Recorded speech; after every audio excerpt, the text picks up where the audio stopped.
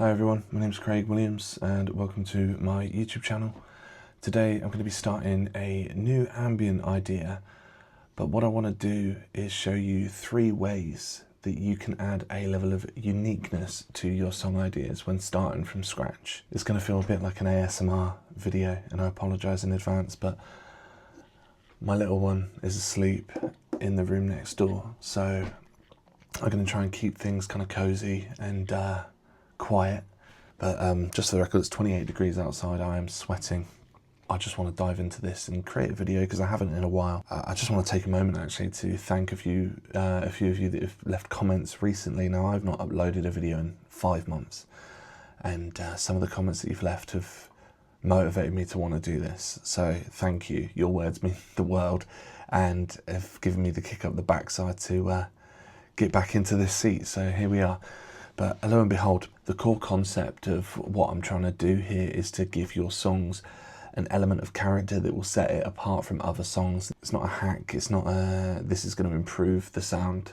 It's just going to add texture to your songs that will make it feel like yours, and maybe you'll connect to the song a little bit stronger. So the first thing I want to give you the option to do on the master channel is to just add a pitch shifter and set your semitones to 0 and drop your synths to -31, and that's basically going to give you 432 hertz as an output, which you know, if I just show you, and granted this is not a ambient synth, but you've got, say, a chord like, and then when we add it,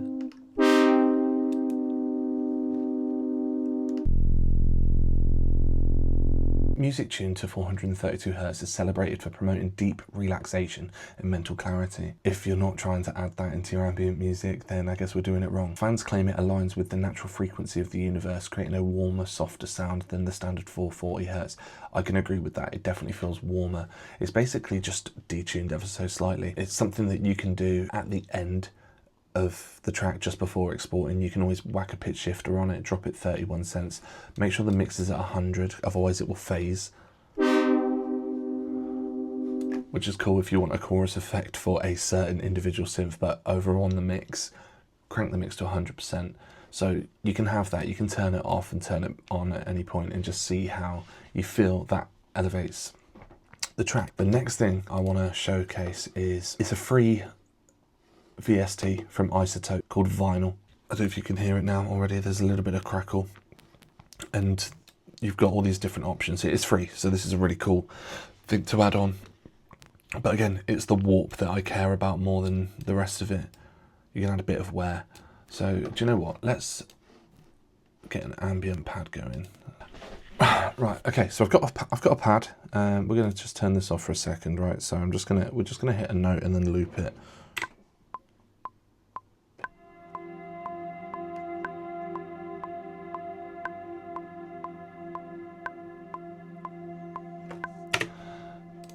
And something like that you can use just as a bed to add ambience. You know, it'll be a note that just continues throughout the song. You may change it from time to time, but it's a bed for you to add layers to. So it's a pretty nice sounding synth. I've got, you know, I could turn all of this off. This is what it sounds like on its own. I'll turn the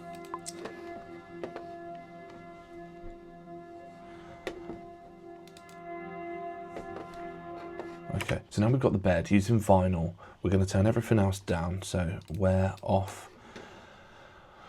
We'll keep it at 2000, and what we're going to do is we're going to crank warp and listen to how it adds movement to the pitch.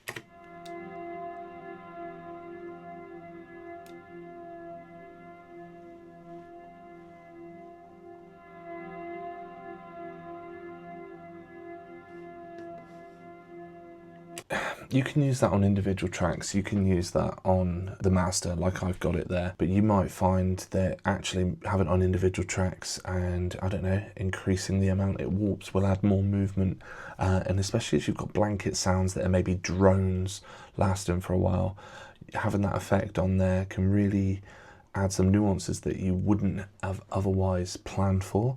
But for the main part, the reason I love it is it just makes everything sound a little bit hazy, like dream state kind of, you know, that point where, like, I don't know, you've been there when you're watching a film and your eyelids get heavier and heavier and they close and they open and it gets slower and slower and slower until eventually you go. That's exactly kind of how I think of it when I'm thinking of pitch. So that's the other one. So the third thing I want to highlight that we can do to add to this song, and I say song, I've got nothing yet, but we're going to see how all of these things can really elevate an idea in a minute, is adding a field recording in for additional texture. Now, you know, again, with all of this, it's all to be degraded, so you can go out with your phone, whether you want to stand by busy traffic and record that, whether you want to, when it's raining, get out and record some rain, whether you want to get some wildlife, whatever it may be, get it into the track, and then we're going to EQ it, take the high end out. Again, you want it to feel hazy and drony. So what I'm going to do is I'm going to get a song idea together, and then we'll implement all three of these and see how they add or take from the track. We'll just use this. So here's the audio. What we're going to do is we're going to add some gain. And we're going to take some of that low end out.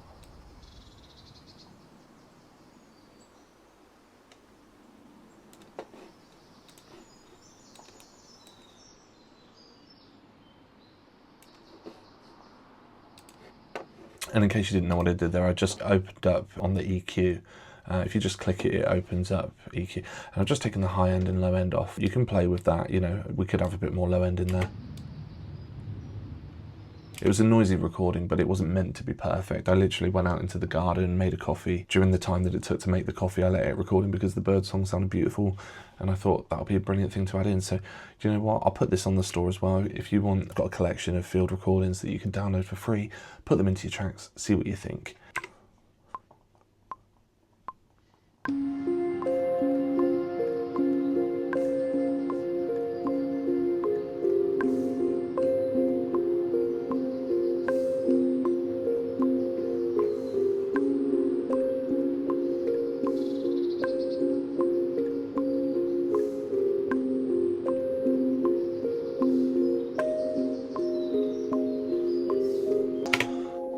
Something like that, right?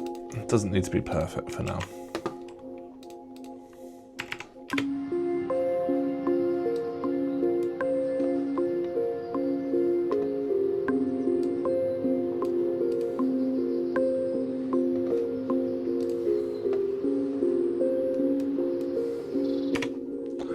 I want to add some low end. Okay, so for the low end, you always want a subby bass. I have a soft spot for Arturia pigments, mainly because there was a preset that I got from a guy that isn't even doing presets anymore, and he's taken them all off, but Loom here, okay, by Synthblade. So, Cozy Warm Sub Bass. That is the most appropriate named preset ever, and I need to save this as a preset because I'm using it all the time. Oh, it's so nice and warm. What we're going to do, we are going to roll off.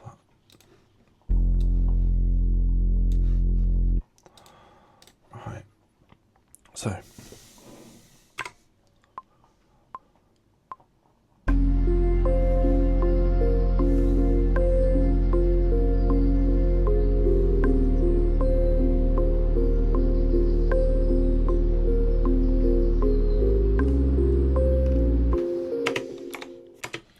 Loop that. It's basic, it is basic, but it doesn't need to be more.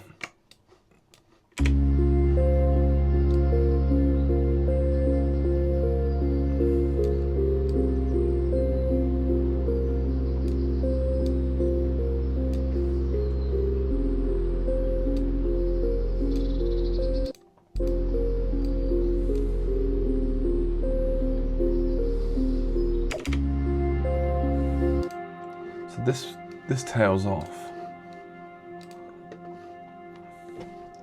So we need a different pad because it tails off and I don't like that. Oh my God, that's annoying. All right, on Distant Shores.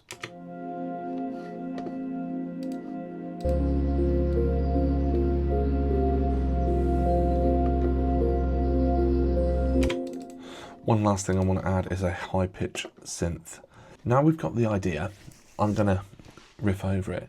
You can hear, like if I take out the texture now, which you've been used to hearing, and I take it out, it just sounds like the soul has been taken from it. It's clean, it's beautiful, but adding that texture,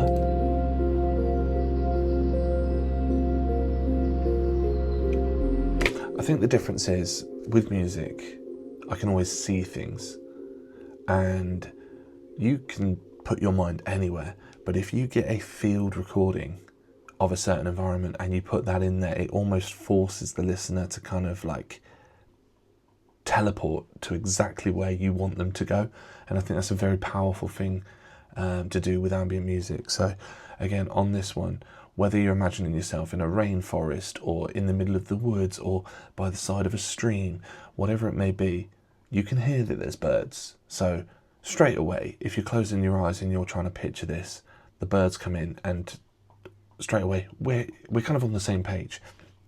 So that is why I love adding field recordings into my ambient pieces, and I welcome you to do it too. I think it really does level it up, and it's also like no one else is going to have that same field recording in a similar sounding song. So it's kind of like it's a stamp of identity that makes it yours. So you've kind of become accustomed to this sound now, and when I hit the pitch shifter and it just drops, hopefully you'll get the same kind of that I had.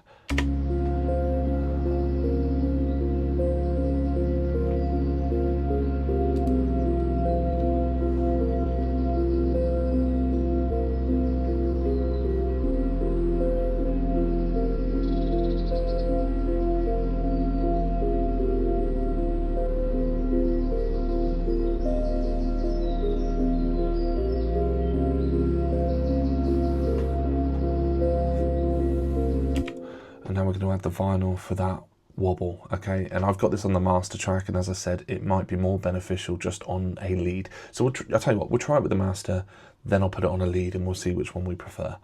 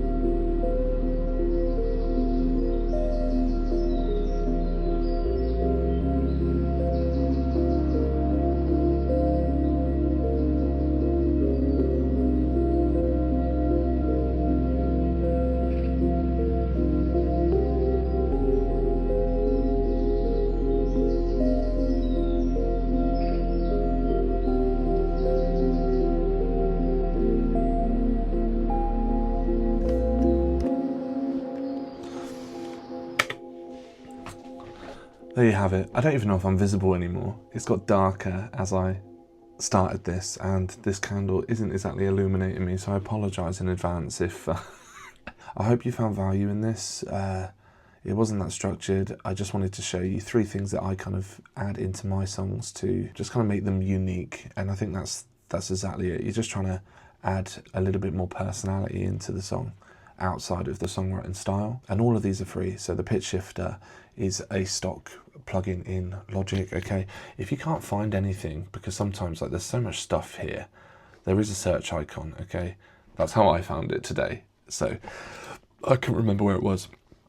And then if you go on to Izotope's website, they have a free section. You can pick up vinyl from there. And then again, on my website, you can get the field recordings. So everything's free. These are all things that you can introduce into your songs, and hopefully, you know, it'll help take your song to, I don't want to say the next level, but to a new identity. You have to let me know after you've tried it what you think in the comments below. I do appreciate the engagement. We're a small channel, trying to build a small community. If you are here still at this point of the video watching, please drop a comment below. Subscribe if you haven't already. I'd love to do more of these videos, which I'm going to be putting on the channel. So if you subscribe now, you're going to get it first. Thanks again for joining me on this. I don't even know if I stayed quiet on this. I've naturally got louder and louder and louder, but my daughter is still asleep. So that is a success in its own right. See you, bye.